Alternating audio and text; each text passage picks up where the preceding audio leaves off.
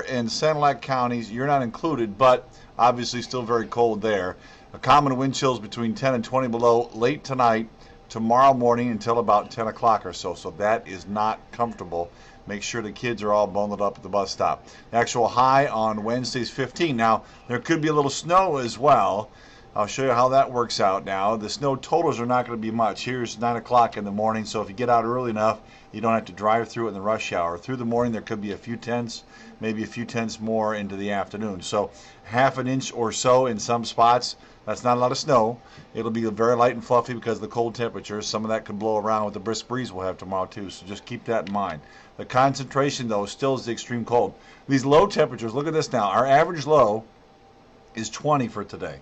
Now, well, look what happens over the next few days. The coldest air that we've seen so far this winter, and we've seen some cold air, comes in starting Thursday, but it'll go 2, 3, and 3 Wednesday, Thursday, and Sunday morning. But Friday morning, 5 below, 6 below on Saturday morning.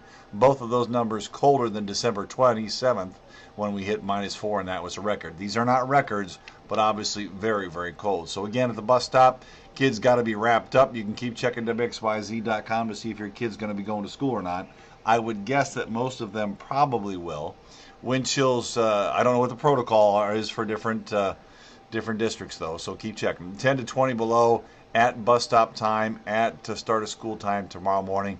We're talking 8 to 9 o'clock for those youngest kids, especially full winter gear so that they keep the skin covered, because 20 to 30 minutes or so you can be getting frostbite with those kind of numbers of wind chills.